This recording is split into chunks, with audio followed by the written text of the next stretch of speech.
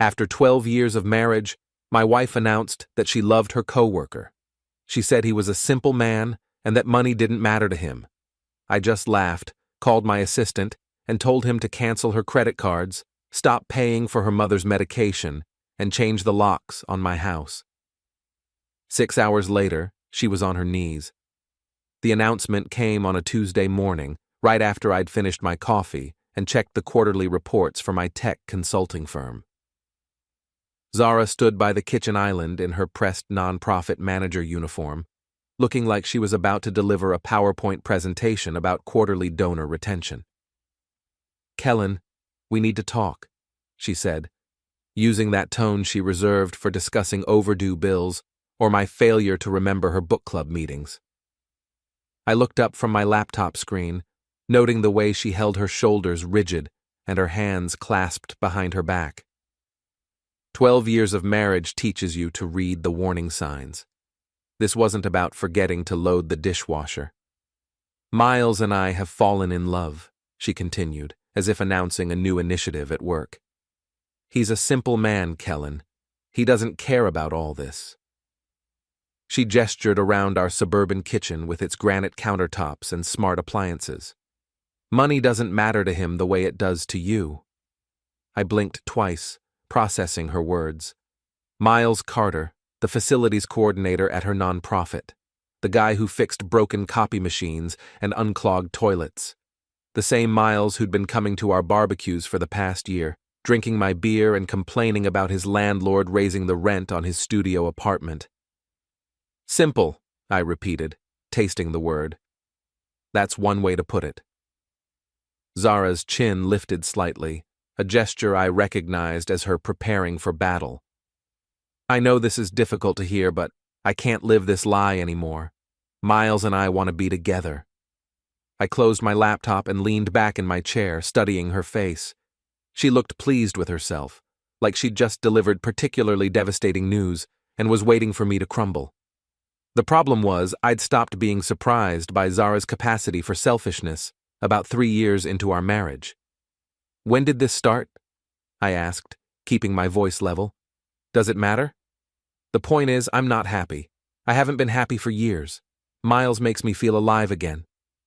I nodded slowly, then pulled out my phone. "Drake, it's Kellan. I need you to handle a few things for me this morning."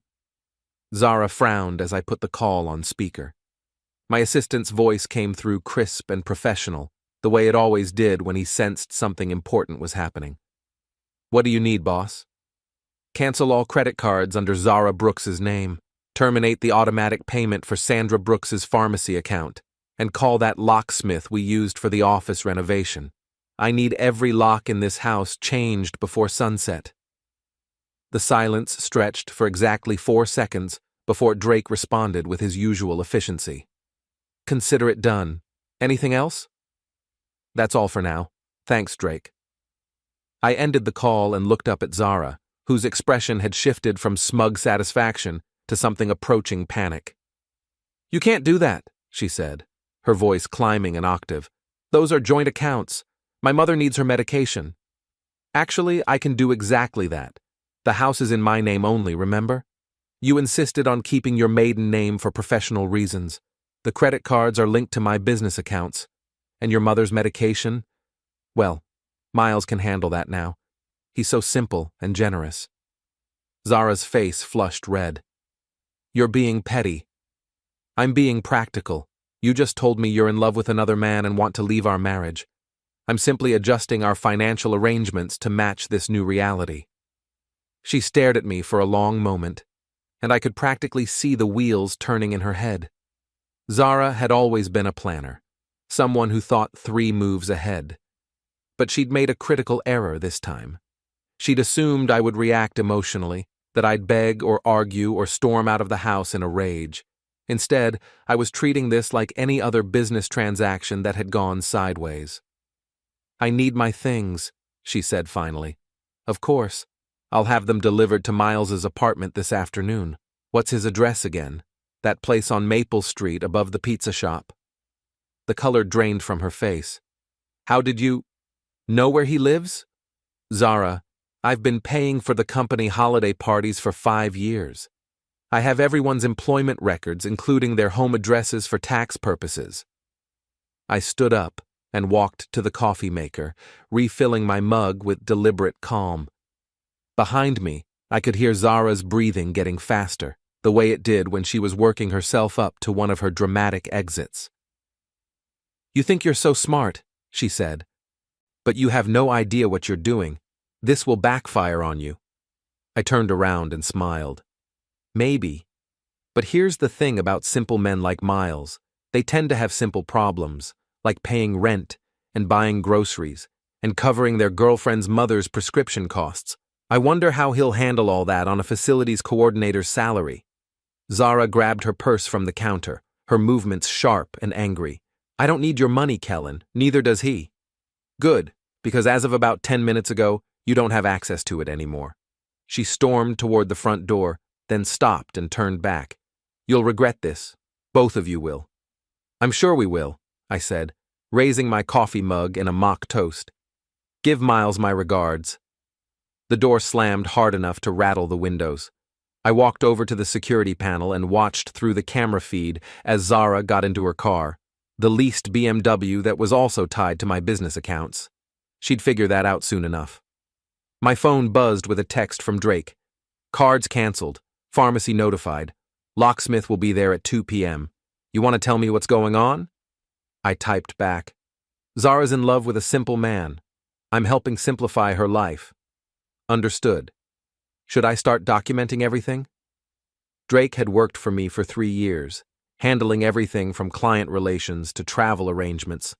He was sharp, discreet, and had an intuitive understanding of when situations were about to get complicated. More importantly, he'd never liked Zara, though he'd been professional enough to keep his opinions to himself. "Everything," I confirmed. "And Drake? This is going to get messy before it gets clean." "Looking forward to it, boss." I poured myself another cup of coffee and opened my laptop. If Zara wanted to play games, I was more than happy to accommodate her. But she'd made one critical mistake in her planning. She'd forgotten that I built my business by staying 3 steps ahead of everyone else, and I'd been watching her unhappiness grow for months. The phone rang 20 minutes later. Zara's number. "The cards aren't working," she said without preamble. That was fast. "What were you trying to buy?" "Gas. I need gas to get to work." "I'm sure Miles can help with that. Doesn't he have a car?" "Kellan, this is ridiculous. We can handle this like adults." "I thought we were. You told me you're leaving me for another man.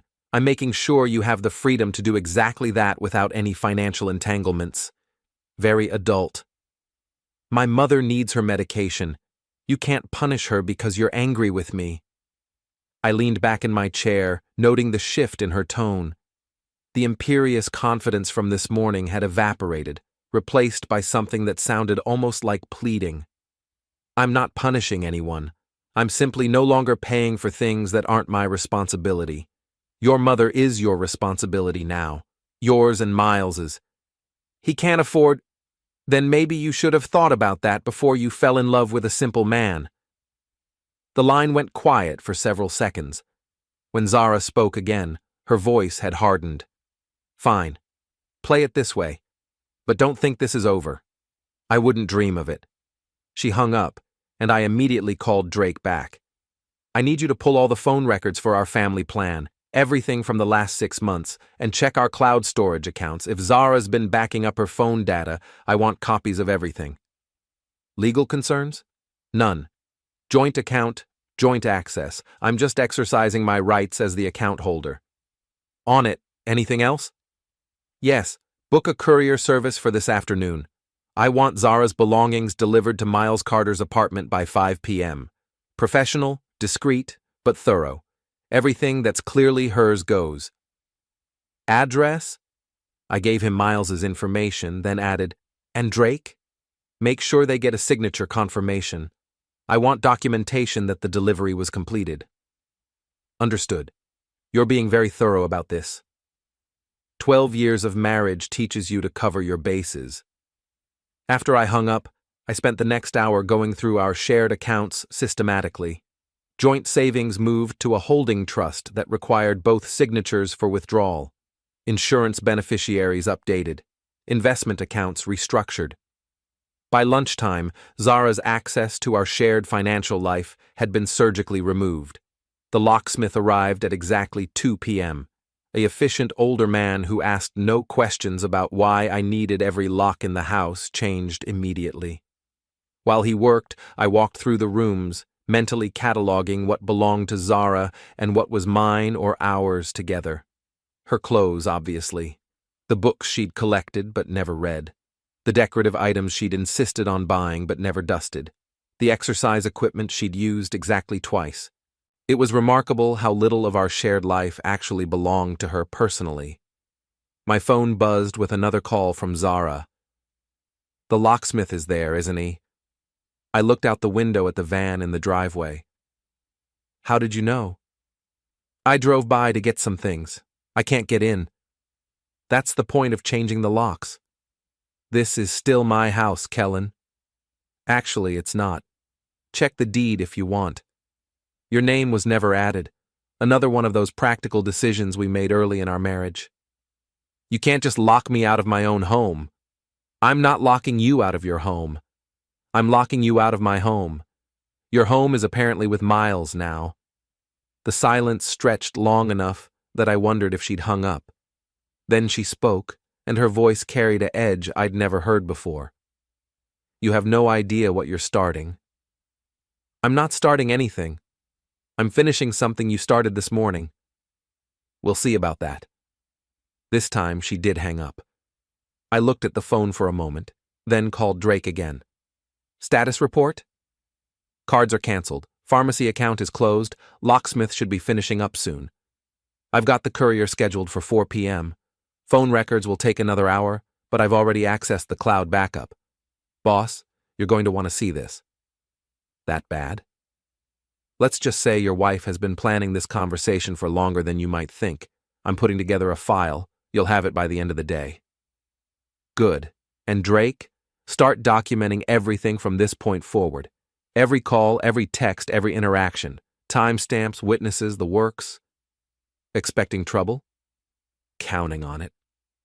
The locksmith finished his work at 3:30, handing me a complete set of new keys and the old locks in a box. "You want me to dispose of these?" he asked, indicating the old hardware. "No, I'll keep them. Evidence." He nodded like this made perfect sense and packed up his tools. 20 minutes later, the courier arrived with a van and 2 workers. I walked them through the house, pointing out everything that belonged to Zara. They were professional and efficient, treating the job like any other delivery service. By 5 p.m., Zara's physical presence had been erased from the house as completely as her financial access. The rooms felt different, emptier, but somehow cleaner. I poured myself a drink and sat in my home office, waiting for Drake's report. It arrived at 6 p.m. via encrypted email. The subject line read, "You're going to need a lawyer." The phone records showed months of calls between Zara and Miles, increasing in frequency over the past 8 weeks. But more interesting were the calls to her friend Yvonne, her mother Sandra, and someone named Jennifer Walsh, who turned out to be a divorce attorney. The cloud backup was even more revealing. Text messages planning today's conversation, discussions about asset division, and most damaging of all, recorded voice memos where Zara practiced different versions of her announcement speech. But the real treasure was a series of messages between Zara and Miles discussing their timeline. They'd been planning to move in together for weeks. Miles had already given notice on his apartment, forfeiting his security deposit to break the lease early. They'd assumed I would be the one to leave the house, giving them time to establish residency and strengthen Zara's claim to half of everything. The last message in the chain was from this afternoon. "He changed the locks. This wasn't supposed to happen. We need a new plan." I forwarded the entire file to my own attorney with a note. "Divorce proceedings likely incoming. Please review and advise." Then I called Drake one more time. "How did the delivery go?" "Signed and confirmed." Miles Carter himself answered the door. looked surprised to see so many boxes. I bet he did. Anything else? Yeah. I drove by his building after the delivery. Zara's car is parked outside, but she's not going in. She's been sitting there for over an hour. I looked out my window at the darkening sky. She's probably trying to figure out her next move. What do you think that'll be? Something dramatic. Zara doesn't do subtle when she's cornered. Want me to keep monitoring? For now. But Drake? Tomorrow we start playing offense. I hung up and walked through my house, checking the new locks and setting the security system. For the first time in months, maybe years, the space felt entirely mine. No tension in the air, no unspoken resentments, no careful navigation around someone else's moods. My phone buzzed with a text from an unknown number. This isn't over. I typed back, I certainly hope not. Then I poured another drink and started planning my next move. Zara wanted to play games with a simple man? Fine. But she'd forgotten something important about simple plans. They only work when everyone follows the script. And I'd never been very good at following other people's scripts. The next morning brought 3 developments that confirmed my suspicions about Zara's character and her capacity for strategic thinking. First, she'd spent the night in her car outside Miles's apartment building because his studio was too small for all her belongings. Second, she'd called in sick to work, which meant she was planning something that required a full day of preparation. Third, she'd retained Jennifer Walsh, the divorce attorney, whose consultation fees started at $500 per hour. Drake arrived at my office with coffee and a folder thick enough to stop a bullet. Your wife's been busy, he said, settling into the chair across from my desk. Phone records show 17 calls between 6 p.m. yesterday and 6 a.m. this morning, mostly to her lawyer, her mother, and someone named Yvonne Martinez, who appears to be her closest friend. Yvonne's the one who encouraged her to join that book club that never actually read any books, I said, flipping through the documentation. What kind of strategy are they cooking up? The nuclear option. According to the text messages I intercepted this morning, she's planning to file an emergency petition claiming financial abuse and domestic violence. I looked up from the papers. Domestic violence. I never touched her. Doesn't matter. The accusation alone can freeze your assets and get you removed from your own house while the courts sort it out. It's a common tactic in high-asset divorces. Make the accusations, force you to spend months proving your innocence, and meanwhile, she gets temporary control of everything. I leaned back in my chair, considering this information. It was exactly the kind of move Zara would make. Dramatic, potentially devastating, and completely divorced from reality. She'd always been willing to bend the truth when it served her purposes, but this represented a new level of calculation. How long do we have? She's meeting with her lawyer at 10 a.m. If they file today, you could be served by this afternoon. Then we need to move faster. What did you find in the cloud backup? Drake opened his laptop and turned it toward me. Voice memos. Lots of them. Your wife apparently likes to practice her conversations before she has them. He played the first recording, and Zara's voice filled the office. Kellan, I need to tell you something important. Miles and I have fallen in love, and I think it's time we discussed the future of our marriage. The second version was more aggressive. I'm not happy, Kellan. I haven't been happy for years. Miles makes me feel alive in ways you never could. The third version was the one she'd actually used, polished and rehearsed to deliver maximum impact while maintaining plausible deniability about her true intentions. She's been planning this for weeks, I said. Months, actually. There are recordings going back to February, but here's the interesting part. Listen to this one from last week. This recording was different, a conversation between Zara and someone else. Miles's voice was unmistakable, even through the phone's speakers. You sure he won't just give you half of everything and walk away? Miles asked. Kellan's too proud for that. He'll fight, which is exactly what we want. The longer this drags out, the more expensive it gets for him. Eventually, he'll settle just to make it stop. And if he doesn't? Then we go with plan B, a few bruises, a hospital visit, and suddenly I'm the victim of an abusive husband. The courts eat that stuff up. I stared at the laptop screen, processing what I'd just heard. She's planning to fake domestic violence? Gets better, keep listening. Zara's voice continued. The beauty of it is, once the accusation is made, it doesn't matter if it's true. The damage is done. His business reputation, his relationships, his access to assets, all frozen while he tries to prove he's not a wife-beater. What about your mother's medication? What about it? Once I get control of his accounts, I can pay for whatever she needs. Besides, a few days without her pills won't hurt her. Might even help our case if she has to go to the hospital. The recording ended, and I sat in silence for several seconds. I'd known Zara was selfish, but this level of calculated cruelty was beyond what I'd imagined her capable of. How many people know about this plan? I asked. Based on the phone records, at least 4. Zara, Miles, the friend Yvonne, and possibly her mother. There might be others.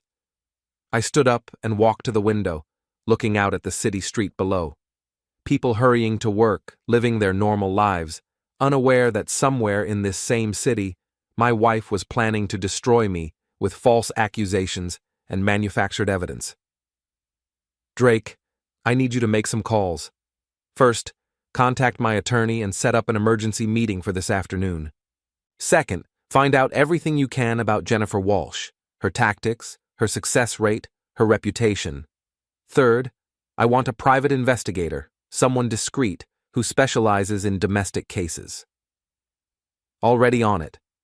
I took the liberty of reaching out to someone I know, former police detective named Rebecca Torres. She's expensive but thorough. Good. What else? I've been thinking about your wife's timeline. She's moving fast because she has to. Miles gave up his apartment. She spent the night in her car, and they're both missing work. They need a resolution quickly, which means they're going to be sloppy. I nodded, seeing his logic. Desperation makes people careless. Exactly. So maybe we let them make the first move, document everything, and then respond with overwhelming force. My phone rang before I could respond. Zara's number. Answer it, Drake said, pulling out his own phone. I'll record the call. I put the phone on speaker. Good morning, Zara. Kellan, we need to talk. This situation has gotten out of hand. Her voice sounded different, tired, stressed, but with an undertone of determination that I recognized as dangerous. I thought we talked yesterday. You're in love with Miles. Money doesn't matter to him, and you want to be together. What's left to discuss? I want to come home, to get some things I forgot. Everything that was yours has been delivered. If you need something specific, I can have it couriered. I need to see the house. There are important documents, personal items, things that can't just be boxed up and shipped. I looked at Drake, who was typing rapidly on his phone. He showed me the screen. Stall her. Torres is on her way. What kind of documents? I asked. Insurance papers, tax records, family photos, things we need to divide properly. Those are all in my office. I can have copies made. Kellan, please. I know you're angry, but we were married for 12 years. Can't we handle this with some dignity? The word dignity, coming from someone who'd spent the night in her car outside her lover's apartment, was almost funny. But there was something else in her tone, something that sounded almost like panic. Where are you calling from? I asked. A pause. Does it matter? Just curious. Are you at Miles's place? Another pause, longer this time.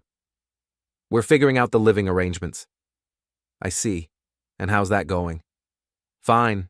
Everything's fine. But her voice said otherwise. I could practically hear the stress fractures forming in her carefully constructed plan. Glad to hear it. Well, if you need anything else, you have my number.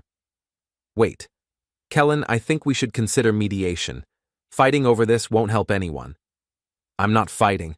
I'm simply protecting my interests while you pursue your new relationship. It doesn't have to be adversarial. You're right. It doesn't. But that's entirely up to you. I hung up and looked at Drake. She's scared. Good. Scared people make mistakes. Torres should be here in 20 minutes. You want to hear what she found out about Miles? Everything. Drake opened another file. Miles Carter, 29 years old, facilities coordinator at Helping Hands, nonprofit for 2 years. Before that, he worked maintenance at 3 different apartment complexes, got fired from 2 of them for poor performance. Credit score in the low 500s, owes $12,000 on credit cards, behind on student loans from a community college program he never finished. So he's broke. Worse than broke. He's been borrowing money from coworkers for the past 6 months. And here's the interesting part. He's been telling people that his girlfriend's husband is loaded and they're expecting a big settlement soon. I stared at Drake. He's been talking about this? Apparently, he's not very discreet. Torres found 3 people willing to go on record about conversations where Miles bragged about landing a rich woman and never having to work again. So this isn't just about love. It's about money. It was always about money. Your wife just convinced herself it was about love. The intercom buzzed, and my secretary announced that Rebecca Torres had arrived. She turned out to be a compact woman in her 40s, with graying hair and sharp eyes that seemed to catalog everything in the room within seconds of entering. "Mr. Brooks," she said, shaking my hand with a firm grip. "Drake filled me in on the basics. Your wife is planning to file false domestic violence charges to gain leverage in a divorce proceeding. That's what the evidence suggests. I've seen this pattern before.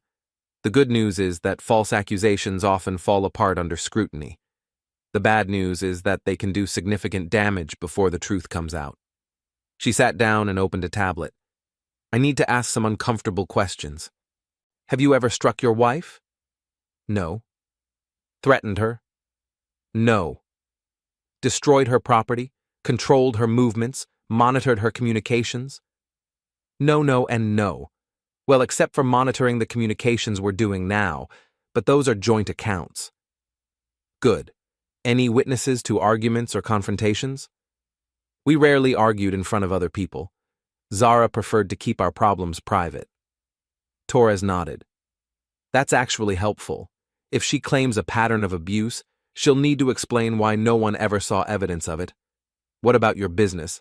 Any employees who can speak to your character?" "Dozens. I've never had a complaint, never lost my temper with staff, never been anything but professional." "Excellent. Now, let's talk about what we're going to do." She outlined a strategy that was both simple and comprehensive. Document everything, gather character witnesses, prepare for the accusations before they were made, and most importantly, let Zara and Miles continue making mistakes while we built an airtight defense. "The key is patience," Torres said. "They're operating on emotion and desperation. We're going to operate on facts and preparation." After she left, Drake and I spent the rest of the morning organizing our evidence and preparing for what was coming. At 11:30, my attorney called with an update. "They filed," he said without preamble. "Emergency petition for restraining order, temporary spousal support, and exclusive use of the marital home. The domestic violence allegations are exactly what you predicted." "How bad?"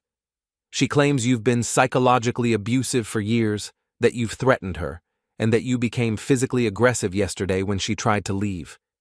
She's asking for immediate protection and temporary control of all marital assets." I looked at Drake, who was listening on the extension. "When's the hearing?" "Tomorrow at 9 a.m. The judge will review her petition and decide whether to grant a temporary restraining order. If he does, you'll be barred from your own house and frozen out of your accounts until we can present our defense." "And if he doesn't?" "Then we're in a much stronger position. But Kellan, you need to be prepared. These hearings are designed to err on the side of caution. Judges would rather grant an unnecessary restraining order than risk letting an actual abuser continue harming someone." After I hung up, I sat in my office staring out the window. Somewhere across town, Zara was probably feeling very pleased with herself. She'd played her nuclear option, and now all she had to do was wait for the legal system to hand her everything she wanted. But she'd made one critical error in her planning. She'd assumed I would react the way most people react to false accusations, with panic, anger, and desperate attempts to prove innocence. Instead, I was going to do something she wouldn't expect. I was going to let her win, temporarily. "Drake," I said, turning back to my desk, "I need you to move some money around, quietly." "How much money?" "All of it." The hearing took place in a sterile courtroom that smelled like floor wax and broken dreams. Judge Patricia Hendricks, a woman in her 60s with steel gray hair and reading glasses that made her look like a disapproving librarian, reviewed Zara's petition with the kind of thorough attention that suggested she'd seen this exact scenario play out dozens of times before. Zara sat at the plaintiff's table with Jennifer Walsh, looking appropriately fragile in a conservative blue dress and minimal makeup. She'd even managed to produce some very convincing dark circles under her eyes, though I suspected those came from spending 2 nights sleeping in her car rather than from any trauma I'd inflicted. My attorney, Richard Moss, had warned me to expect the worst. "The system is designed to protect potential victims," he'd said. "We'll have our chance to present evidence later, but today is about damage control." Judge Hendricks looked up from the papers and addressed Zara directly. "Mrs. Brooks, you're alleging that your husband has engaged in a pattern of psychological and financial abuse, and that this escalated to physical intimidation when you attempted to leave the marriage. Is that correct?" "Yes, Your Honor." Zara's voice was steady, but carried just the right note of barely controlled emotion. "I've been afraid to leave for years because of his control over our finances. When I finally found the courage to tell him I wanted a divorce, he became violent and threatening. Can you describe the specific incident that prompted you to seek this restraining order?" Zara took a breath, as if steeling herself to relive a traumatic memory. "When I told him I was leaving, he became enraged. He started yelling, throwing things. He grabbed my arm hard enough to leave bruises and told me I would never get a penny from him. Then he had all the locks changed so I couldn't even get my belongings. It was a masterful performance, mixing just enough truth with carefully crafted lies to create a compelling narrative. The part about changing the locks was accurate, which would make the rest of her story seem more credible." Judge Hendricks turned to my attorney. "Mr. Moss, how does your client respond to these allegations?" Richard stood up, his expression appropriately grave. "Your Honor, my client categorically denies any physical or psychological abuse. The financial actions he took were in direct response to Mrs. Brooks's announcement that she was leaving the marriage for another man. He was protecting his assets, which is his legal right. Does he have evidence to support this version of events?" "We do, Your Honor, but we would request a full hearing to present that evidence properly." The judge nodded and made some notes. This was the critical moment, the decision that would determine whether I spent the next several months locked out of my own life while the courts sorted through the competing narratives. "Mrs. Brooks," the judge said, "do you have medical documentation of the injuries you claim to have sustained?" Zara's composure flickered for just a moment. "No, Your Honor. I was too frightened to seek medical attention immediately. But I have photographs." She handed some papers to the bailiff, who passed them to the judge. I couldn't see the images, but I could guess what they showed. Bruises that could have come from anywhere, photographed at angles that made them look as dramatic as possible. Judge Hendricks studied the photographs for several long seconds. "These appear to be relatively minor injuries. When were these photographs taken?" "The morning after the incident, Your Honor." "And you're certain these injuries were caused by your husband's actions?" Another flicker of uncertainty. "Yes, Your Honor." The judge made more notes, then looked up at both legal teams. "I'm going to grant a temporary restraining order, effective immediately. Mr. Brooks, you are prohibited from contacting your wife directly or indirectly and from entering the marital home. Mrs. Brooks, you are granted temporary exclusive use of the residence." My heart sank, but Richard had prepared me for this outcome. The real battle would come later, when we had a chance to present our evidence in a full hearing. However, the judge continued, I'm not granting the request for asset freezing at this time. The financial actions described by Mrs. Brooks, while perhaps precipitous, appear to have been taken in response to her announcement of intent to leave the marriage. Mr. Brooks will retain control of his business accounts and assets pending a full hearing on the merits. It was a split decision. Zara got the house, but I kept the money. Not ideal, but not the complete disaster it could have been. As we filed out of the courtroom, I caught a glimpse of Zara's face. She looked pleased about getting the house, but frustrated about the assets. This wasn't the total victory she'd been expecting. Outside the courthouse, Richard pulled me aside. It could have been worse. We have 2 weeks to prepare for the full hearing. That's when we present our evidence and tear apart her story. What about the house? You'll need to find somewhere else to stay. But Kellan, this might actually work in our favor. If she's living in your house, she's going to get comfortable. Comfortable people make mistakes. I nodded, but my mind was already moving ahead to the next phase. Zara thought she'd won a major victory, which meant she'd probably get careless. And I had plans for that carelessness. Drake was waiting for me in the parking garage, leaning against his car with the patient expression of someone who'd expected exactly this outcome. How bad? He asked. She gets the house, I keep the money. Could be worse. Torres called while you were in there. She's got some interesting updates. We drove to a coffee shop several blocks away from the courthouse, where Rebecca Torres was waiting with a laptop and a folder full of new documentation. Your wife moved into the house this morning, she said without preamble. But she's not alone. Miles is with her, and so is her friend Yvonne. They're treating it like a celebration. She turned her laptop toward me, showing surveillance photos of Zara, Miles, and a woman I recognized as Yvonne Martinez carrying boxes into my house. They're moving him in permanently? Looks like it, but here's the interesting part. Miles quit his job yesterday, sent his resignation via email, effective immediately. I stared at the photos. He quit? Gets better. I talked to his former supervisor this morning. Miles told several co-workers that he wouldn't need to work anymore because his girlfriend was about to come into a lot of money. Drake leaned forward. He's counting on winning the divorce settlement. Which means he has no income and no prospects, Torres continued. And your wife is supporting him with... What exactly? She doesn't have access to your accounts anymore. It was a good question. Zara's non-profit job paid reasonably well, but not enough to support 2 people and maintain the lifestyle she'd become accustomed to. She had to be burning through her savings quickly. What about her mother's medication? I asked. Torres consulted her notes. Sandra Brooks was hospitalized yesterday evening. Apparently she ran out of her heart medication and had a reaction. She's stable now, but the hospital bills are going to be substantial. I felt a pang of genuine guilt about that.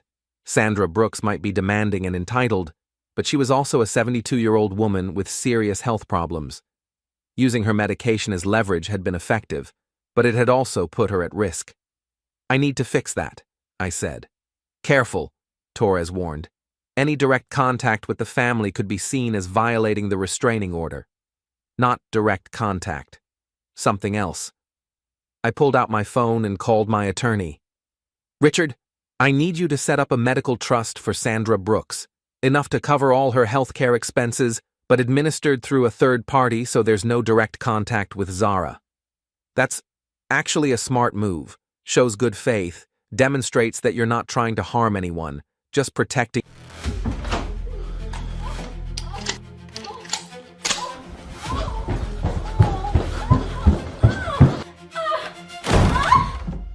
In my house!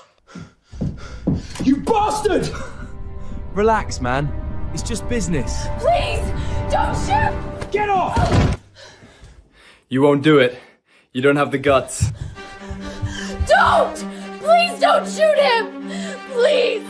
I'm begging you! Don't do this! No! Please, no!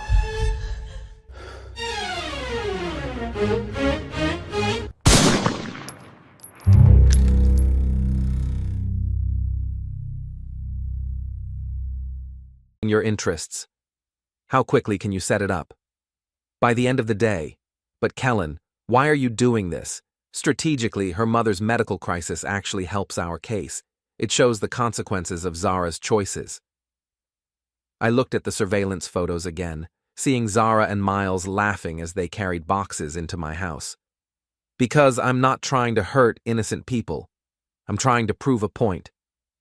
After I hung up, Torres gave me a look that was part approval, part concern. You're playing a longer game than most people in your situation. What do you mean? Most men facing false domestic violence charges either collapse under the pressure or lash out in ways that make them look guilty. You're doing neither. You're staying calm, making rational decisions, even showing compassion for people who don't deserve it. And that helps us how? It builds a narrative.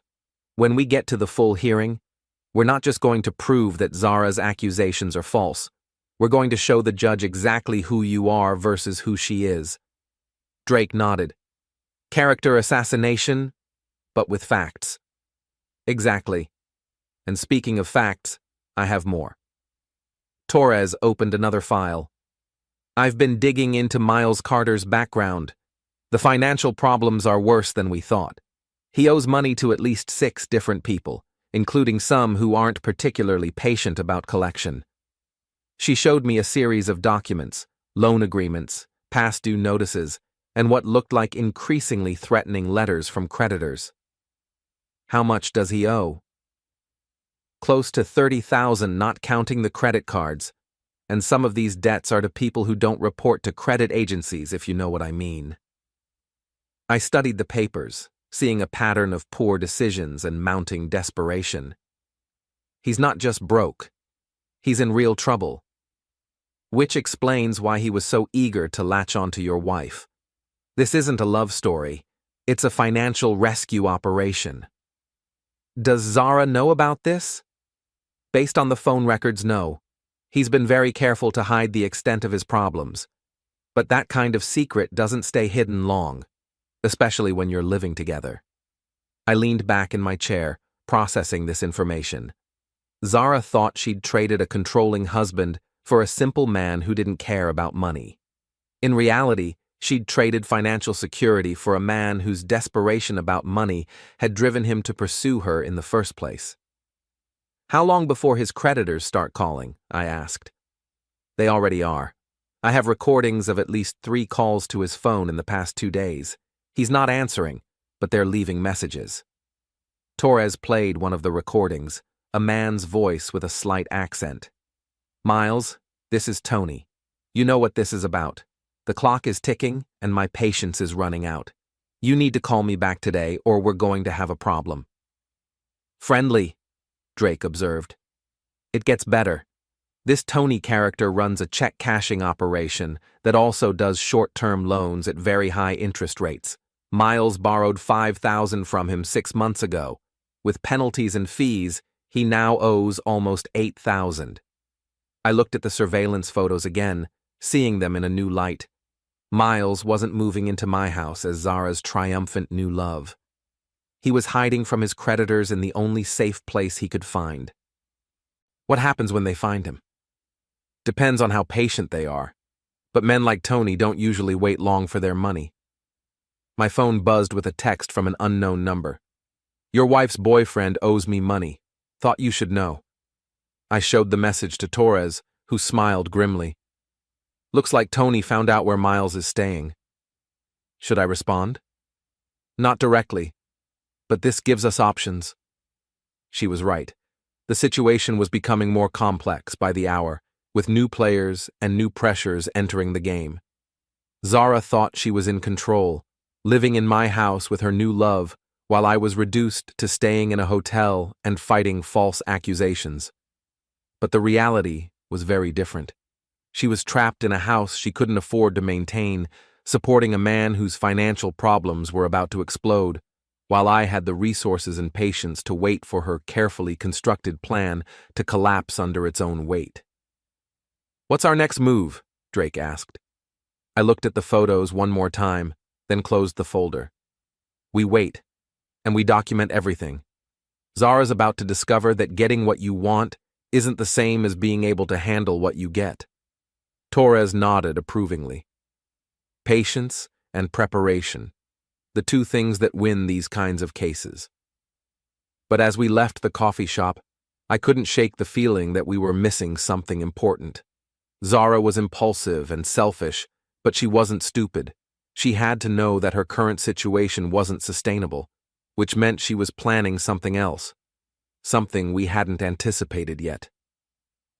The text messages started 3 days after Zara moved into my house. Not to me directly, the restraining order prevented that, but to my business phone, my email, and even my LinkedIn account. Someone was conducting a systematic campaign to destroy my professional reputation. The messages all followed the same pattern: anonymous accounts claiming to be former employees or clients, describing incidents of aggressive behavior, inappropriate conduct, and financial irregularities. None of it was true, but the sheer volume was impressive. 17 different platforms, Drake said, scrolling through his tablet as we sat in my temporary office. Social media, professional networks, review sites, even some industry forums. Whoever's doing this is thorough. I leaned back in my chair, studying the pattern. It's coordinated, too organized to be random trolling. Agreed. And look at the timing, all posted within a 6-hour window yesterday evening. This is a planned attack. My phone rang. Richard Moss, my attorney. Kellan, we need to talk. I just got off the phone with Jennifer Walsh. She's claiming you're violating the restraining order by harassing her client online. I haven't contacted Zara at all. I know that. But she's saying these social media attacks constitute indirect contact and intimidation. She wants to file a contempt motion. I looked at Drake, who was shaking his head. Richard, I'm not behind any social media campaign. Someone else is doing this. Can you prove that? Working on it. But the timing is suspicious.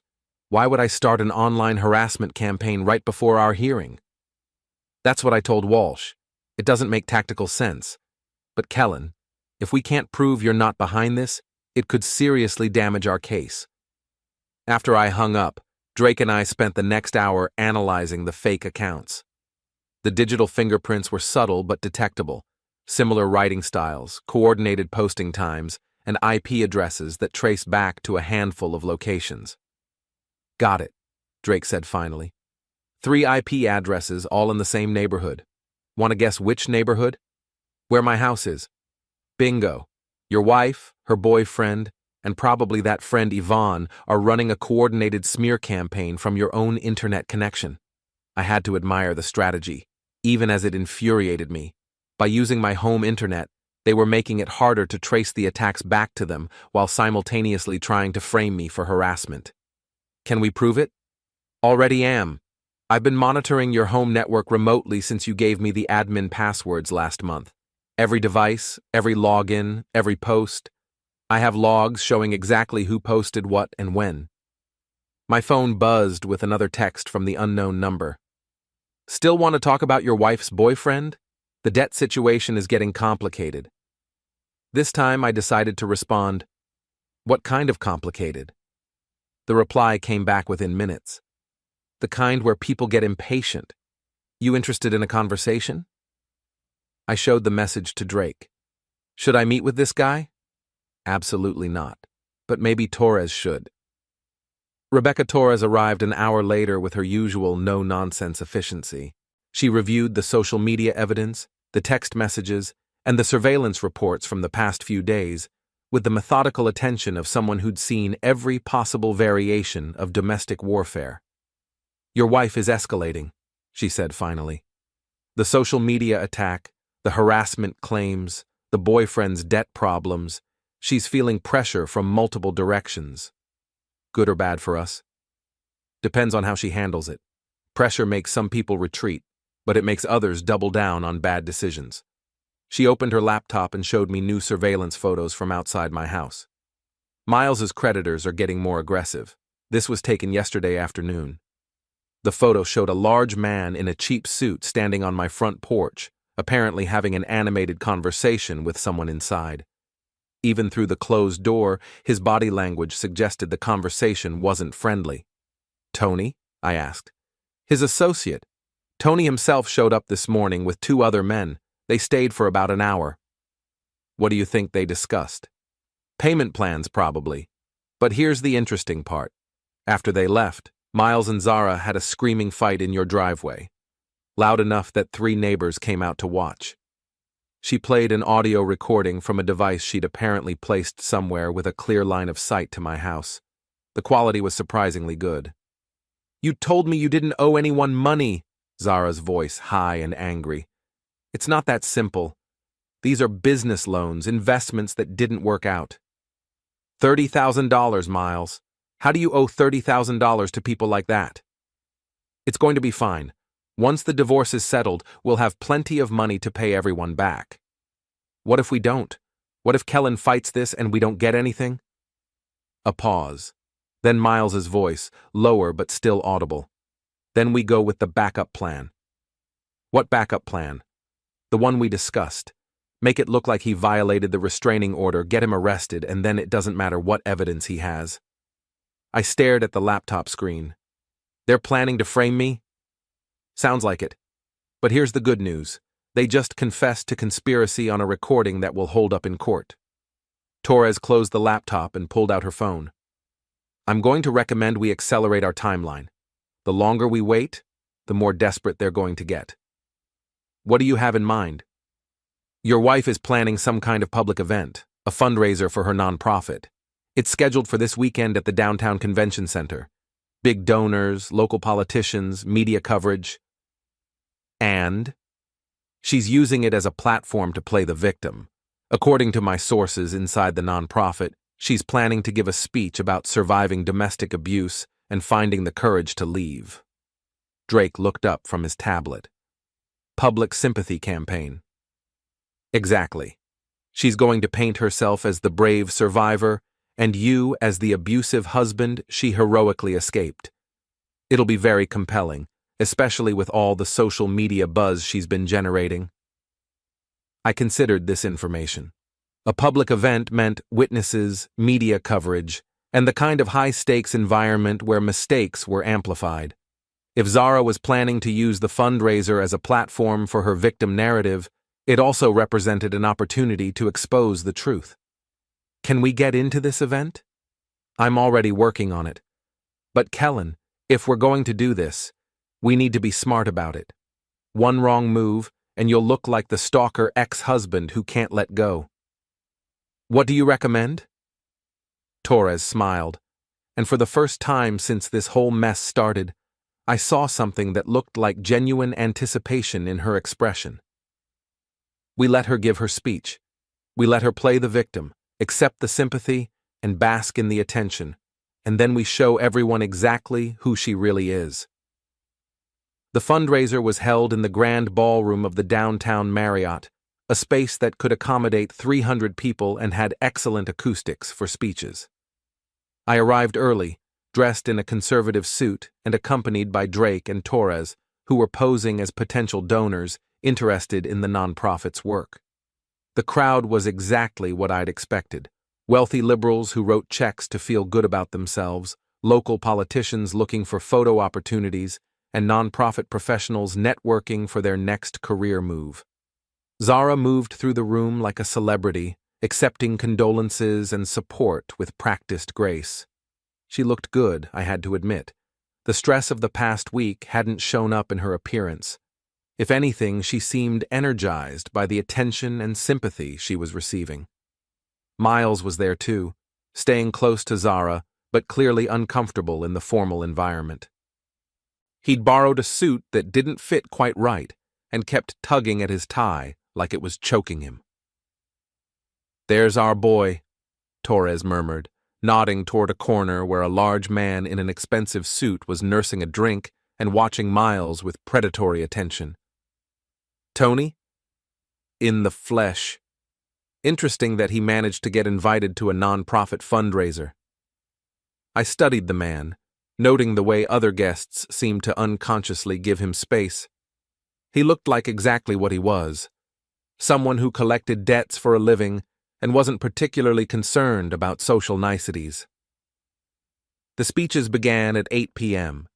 The nonprofit's board chair gave a brief welcome, followed by remarks from a city councilman about the importance of supporting vulnerable communities.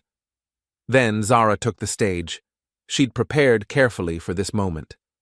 Her speech began with statistics about domestic violence, moved through her organization's work supporting survivors, and then shifted to a more personal tone.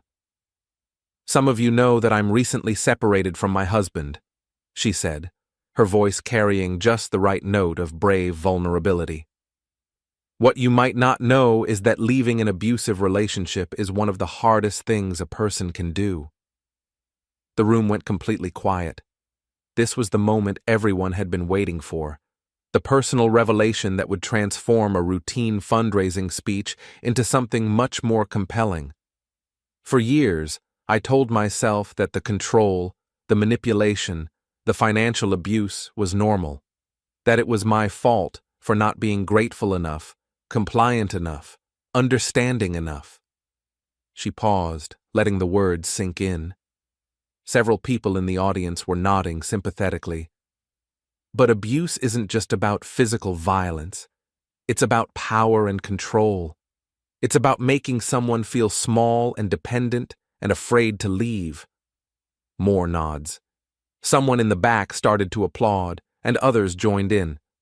"I'm sharing this with you tonight because I want other survivors to know that they're not alone, that there is hope, that there are people and organizations ready to help them rebuild their lives."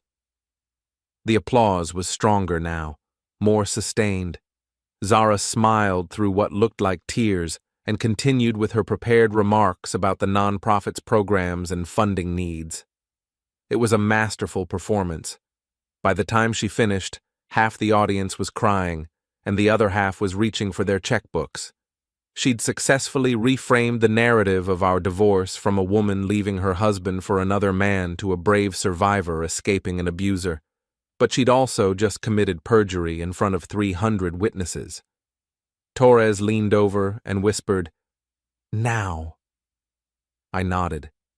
She pulled out her phone and sent a text message. Within 30 seconds, the hotel's audio-visual system switched from the podium microphone to a different input source. Zara's voice filled the room, but not the words she'd just spoken. Instead, the audience heard the recording from her cloud backup. The beauty of it is, once the accusation is made, it doesn't matter if it's true. The damage is done. His business reputation, his relationships, his access to assets, all frozen while he tries to prove he's not a wife-beater. The room went silent. Zara looked around in confusion, then up at the sound booth, trying to figure out what was happening. The recording continued with Miles's voice. "What about your mother's medication?" And Zara's response. "What about it? Once I get control of his accounts, I can pay for whatever she needs. Besides, a few days without her pills won't hurt her. Might even help our case if she has to go to the hospital." The silence in the room was deafening. 300 people who had just been moved to tears by Zara's story of survival were now hearing her casual discussion of manipulating the legal system and endangering her own mother for financial gain. Zara grabbed the microphone, her composure finally cracking. "This is fake. Someone is trying to sabotage," but the recording wasn't finished. The next clip was Miles bragging to his coworkers about landing a rich woman and never having to work again. Then Zara practicing different versions of her announcement speech, workshopping the most hurtful ways to tell me she was leaving. By the time the audio ended, the room had emptied by half. The remaining guests were staring at Zara with expressions ranging from shock to disgust. The city councilman was already heading for the exit, clearly wanting to distance himself from the situation as quickly as possible. Miles tried to approach the podium, but Tony stepped into his path.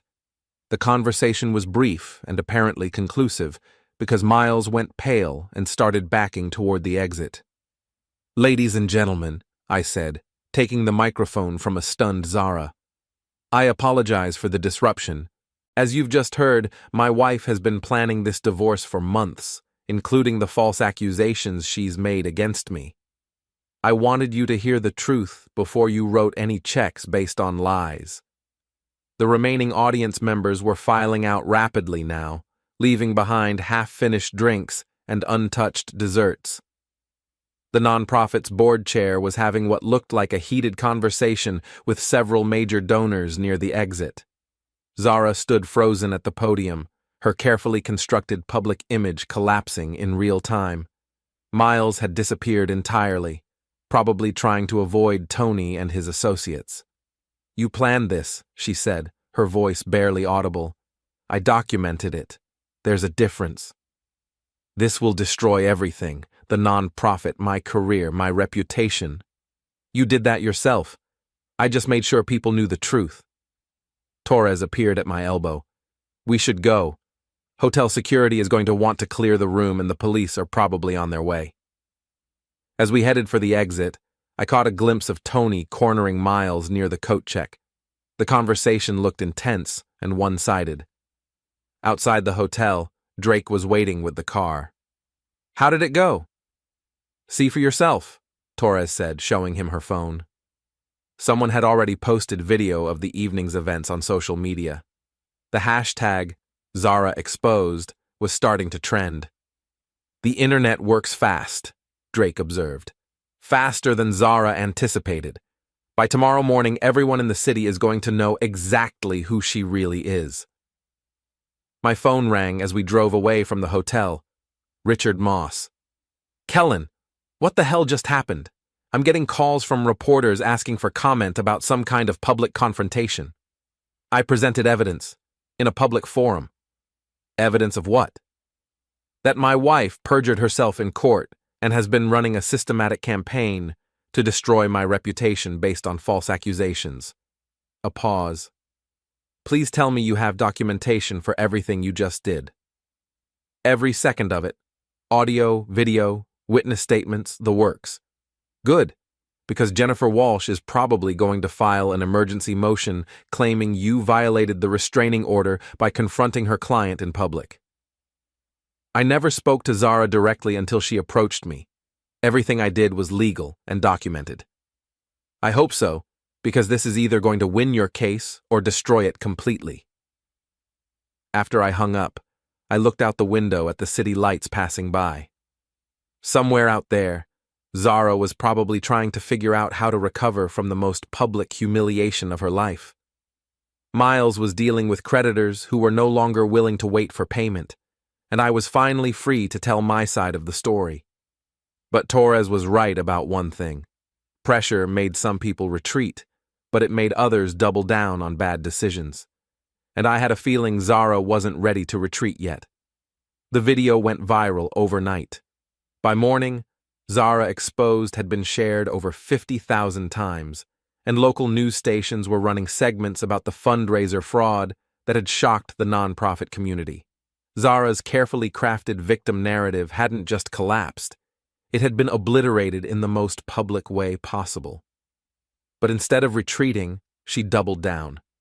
The emergency motion was filed at 8 a.m., claiming I had stalked her to a public event, violated the restraining order by confronting her, and orchestrated a campaign of harassment designed to destroy her reputation and career. Jennifer Walsh was asking for my immediate arrest and the seizure of all my assets pending a full investigation. "She's going for broke," Richard said over the phone. "Complete financial and personal destruction. If this works, you'll be in jail and penniless while she controls everything. And if it doesn't work, then she's committed multiple felonies on the public record, and her case falls apart completely." I was sitting in my hotel room, watching the morning news coverage with Drake and Torres. The story had legs: a nonprofit manager exposed as a fraud, false domestic violence accusations, a love triangle involving debt and deception. It had everything the media loved. "The judge is going to be furious," Torres observed. "Either at you for orchestrating this circus, or at her for lying under oath. There's no middle ground." My phone buzzed with a text from the unknown number. "Your wife's boyfriend skipped town. Left her holding the bag for his debts. Thought you should know. I showed the message to Torres. Tony's getting impatient. Can't blame him. Miles owes him $8,000, and his collateral just became a woman with no income and a destroyed reputation. Drake looked up from his laptop. Speaking of destroyed reputations, Zara's nonprofit just suspended her pending an internal investigation. The board voted unanimously this morning. That was fast. The video made them look complicit in fraud. They're distancing themselves as quickly as possible. My phone rang. Sandra Brooks, Zara's mother. Mr. Brooks, this is Sandra. I need to talk to you. Her voice sounded frail and uncertain, very different from the demanding tone she'd used throughout my marriage to her daughter. Hello, Sandra. How are you feeling? Better, thank you. The trust you set up for my medical expenses. That was very kind, especially after everything that's happened. You're welcome. You shouldn't suffer because Zara and I are having problems. A long pause. Mr. Brooks, I need to tell you something. About Zara and that man Miles. There are things you don't know. What kind of things? Can we meet? Somewhere private? There are people looking for Miles, and they think I might know where he is. I looked at Torres, who was listening on speaker. She nodded. Of course. Where would you like to meet? We arranged to meet at a coffee shop near Sandra's apartment. She was already there when I arrived, looking older and more fragile than I remembered. The stress of the past week had clearly taken a toll. Thank you for coming, she said as I sat down across from her. I wasn't sure you would, after everything Zara has said about you. Sandra, I never hurt your daughter. Not physically, not emotionally. Whatever problems we had, violence was never part of it. She nodded, tears forming in her eyes. I know. I've known all along. Zara, she's always been good at making herself the victim of whatever situation she's in, even as a child. What did you want to tell me? Sandra pulled a manila envelope from her purse. Miles came to see me 3 days ago. He was scared, talking about people who were after him, debts he couldn't pay. He asked me to hold on to some papers for him. She slid the envelope across the table. I looked at them after I saw the news this morning. I think you should have them. Inside the envelope were loan documents, payment records, and what looked like a detailed plan for targeting me specifically. Miles hadn't just stumbled into a relationship with Zara. He'd researched her, identified her as the wife of a successful businessman, and systematically pursued her as a solution to his financial problems. He planned all of this, I said, reading through the documents. From the beginning. He knew about your business, your assets, even your marriage problems before he ever asked Zara out for coffee. The papers included surveillance photos of our house, copies of public records about my business, and notes about Zara's personality and vulnerabilities. Miles had approached their relationship like a military campaign, with specific tactics for winning her trust and turning her against me. Does Zara know about this? Sandra shook her head. She thinks it was love at first sight. She has no idea he targeted her specifically, or that he's been planning to disappear once he gets his hands on your money. Disappear? There's a plane ticket in there, one way to Mexico, dated for next week. I found the ticket confirmation, printed from Miles's email account. He'd been planning to take whatever money he could get from the divorce settlement and flee the country, leaving Zara to deal with his creditors and the consequences of their fraud. Why are you showing me this? Sandra looked down at her hands. Because I'm ashamed of what my daughter has become, of what I helped her become by always taking her side, always believing her stories, and because those men who are looking for Miles, they came to my apartment yesterday. What did they want? Information about where he might be. They think because I'm Zara's mother, I must know his plans. When I told them I didn't, they weren't very polite about it. She rolled up her sleeve, showing bruises on her forearm that looked fresh and painful. They hurt you? Just to make a point. But they said they'd be back if Miles doesn't pay what he owes. And if they can't find him. She didn't finish the sentence, but the implication was clear. Tony and his associates were going to hold Zara responsible for Miles's debts, whether she knew about them or not. Sandra, you need to call the police. And tell them what? That I'm being threatened by loan sharks because my daughter's boyfriend owes them money. They'll just tell me it's a civil matter. She was probably right. The police couldn't do much about private debt collection unless actual crimes were committed, and men like Tony were usually careful to stay just on the legal side of intimidation. What do you want me to do? I don't know. Maybe nothing. Maybe Zara deserves whatever happens to her. But she's still my daughter, and I can't just stand by and watch her get hurt because she was stupid enough to trust the wrong man. I studied Sandra's face, seeing genuine fear and regret. She'd spent years enabling Zara's worst impulses, but she was finally recognizing the consequences of that choice. I'll see what I can do, I said finally. Thank you. And Mr. Brooks, I'm sorry for everything. You were a good husband to her, better than she deserved. After Sandra left, I sat in the coffee shop reviewing Miles's documents and trying to figure out my next move. The evidence was damning, proof that the entire relationship had been a calculated fraud from the beginning. But it also put Zara in genuine danger from people who didn't care about legal niceties or innocent explanations. Torres arrived 20 minutes later, took one look at the papers, and whistled softly. Your wife picked the wrong man to have an affair with. The question is, what do we do about it? Legally? This evidence destroys any remaining credibility she might have had. The judge will throw out her case and probably refer her for prosecution. And practically? Practically, she's about to find out that actions have consequences. Tony's not going to wait for the legal system to sort this out. My phone rang. Zara's number. Torres nodded, pulling out her recording device. Answer it. Let's see how desperate she's gotten. Hello, Zara. Kellan, we need to talk. Her voice sounded different, smaller, frightened. I thought we weren't supposed to have contact. Please, this is important. People are looking for Miles, and they think I know where he is. Do you? A pause. He's gone. He left yesterday morning and won't answer his phone. These men came to the house, your house, and they were asking questions. What kind of questions? About money Miles owes them. A lot of money. They said if I can't find him, I'm responsible for his debts. I looked at Torres, who was taking notes while recording the call. That sounds like a problem for you and Miles to work out.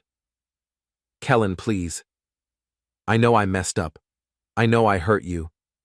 But these aren't the kind of people who care about legal technicalities. They want their money, and they think I have it. Do you have it? Of course not. I don't have access to anything anymore. You made sure of that. There it was, the admission that her entire plan had been based on gaining control of my assets. Not love, not compatibility, not even genuine unhappiness with our marriage. Just money. What do you want me to do about it? I don't know. Maybe we could work something out. Drop the legal proceedings, go back to the way things were. You mean pretend the last 2 weeks never happened? Pretend you didn't lie under oath, destroy my reputation, and move your boyfriend into my house? I made mistakes. I admit that. But we could start over, couldn't we? The desperation in her voice was almost painful to hear. The confident, calculating woman who had announced her love for Miles 2 weeks ago had been replaced by someone who was genuinely scared and completely out of options. Zara, even if I wanted to help you, which I don't, it's too late. You've committed crimes, multiple felonies. The legal system isn't going to just forget about that because you've changed your mind. Then what am I supposed to do? Figure it out. You're a smart, independent woman who doesn't need my money, remember? I'm sure you'll think of something. Kellan, please. I hung up and looked at Torres. How long before Tony loses patience completely? Based on his pattern with other debtors? Maybe a day or two. He's already escalated to threatening family members. The next step is usually more direct action. Meaning? meaning Zara is about to discover that the real world has real consequences for bad decisions. My phone buzzed with a text. Last chance to pay what's owed. After tonight, the interest rate goes up significantly. T. I showed the message to Torres. He's texting me now? He probably figures you're the only one with access to enough money to solve the problem. From his perspective, you're all part of the same family unit. And from my perspective? From your perspective, this is Zara's problem to solve. You didn't create this situation, and you're not responsible for fixing it. She was right, of course. Zara had made her choices, and now she was living with the consequences. The smart thing to do was stay out of it and let the legal system handle her fraud charges while Tony handled the debt collection in his own way. But as I sat there looking at Sandra's bruises and thinking about Zara's frightened voice on the phone, I realized I couldn't quite bring myself to be that cold. Not because I still loved her, or because I felt guilty about the divorce, but because the person who had hurt me was Zara, and she was about to be hurt by someone much worse than I could ever be. Torres, I said finally, how would you feel about preventing a crime instead of just documenting one? She looked at me with something that might have been approval. What did you have in mind? Something that solves everyone's problems at once, including yours? Especially mine. The plan was simple, elegant, and completely legal. It was also the kind of thing that would either end this mess permanently or make it infinitely worse. But at this point, I was willing to take that risk. The plan didn't require violence. It didn't require threats. It didn't even require me to spend $1. It only required timing. By midnight, everything was in place. Torres handled the law enforcement side quietly. Not arrests, yet, but reports, statements, paper trails. Tony's operation wasn't illegal enough to shut down immediately, but it lived in a gray zone that collapsed the moment real scrutiny appeared. Financial crimes unit, tax compliance, licensing questions, the kind of attention men like Tony avoided at all costs. Drake handled the digital side, messages, metadata, IP logs, every false post, every coordinated smear, every recording, packaged, indexed, mirrored, and time-stamped, and I handled the part Zara never saw coming. At 12:47 a.m., I forwarded Miles's documents, all of them, to 3 places simultaneously. First, my attorney, for court submission. Second, Jennifer Walsh, Zara's lawyer, with a single line in the email body. Full disclosure, you may want to review your client's exposure. Third, Zara herself. No commentary, no threats, just facts. Her phone rang 2 minutes later. I didn't answer. At 1:02 a.m., Jennifer Walsh called Richard. At 1:11 a.m., the emergency motion was withdrawn. At 1:19 a.m., the restraining order was voluntarily suspended pending review, citing newly discovered evidence. At 1:34 a.m., Zara showed up at the hotel. No makeup, no confidence, no script. She stood in the lobby like someone waiting for a verdict that had already been decided. You planned this, she said when I stepped out of the elevator. No, I replied calmly. You did. Her hands were shaking. They're everywhere. The creditors, the reporters, the board. My lawyer won't answer my calls anymore. That tends to happen when clients lie under oath and drag attorneys into it. She swallowed. Miles is gone. He took what little cash I had and disappeared. I know. You sent me those documents on purpose, she said. You wanted me to see the truth. I wanted you to understand it. Her voice cracked. They think I owe his debts. They think you benefited from his plan, which you did. She looked at me then, not with anger, not with defiance, but with something closer to terror. They said if I don't pay, they'll take the house. I nodded. They can't. It's still legally mine. She froze. You lied to me, she whispered. You said I had exclusive use. Temporary use, pending review, which no longer applies. At that moment, Drake walked into the lobby and handed me his phone. Update, he said quietly. Tony's operation just went dark. Licenses pulled. Accounts frozen. He's leaving town. Zara exhaled in a sob that sounded like relief. And the nonprofit? She asked. Drake didn't answer. I did. They terminated you, effective immediately. Public statement goes out at 9. She sank into a chair like her legs had finally given up. So this is it, she said. You destroyed me. I looked at her for a long moment. No, Zara, I stopped you. She laughed weakly. What's the difference? The difference, I said, leaning down so she had to look at me, is that I didn't lie. I didn't steal. I didn't accuse someone of crimes they didn't commit. She started to cry then, not theatrically, not performatively, for real. What happens now? She asked. That's up to you, I said. But here's what won't happen. I straightened. You won't touch my money. You won't touch my business. You won't touch my name. Her phone buzzed, then buzzed again, and again. She didn't answer. Outside, the city kept moving. Cars passed, lights flickered. Life went on, indifferent to her collapse. I turned away. Kellan, she said behind me. If I could go back. You can't, I replied, already walking toward the elevator. That's the point. The doors closed. By morning, the headlines had shifted. Not about abuse, not about survival, but about fraud, false allegations, and a nonprofit scandal no one wanted their name attached to. Miles was never found. Tony vanished, and Zara, she faded. No courtroom drama, no redemption arc, no apology tour, just consequences. And for the first time in 12 years, my life was finally, completely mine.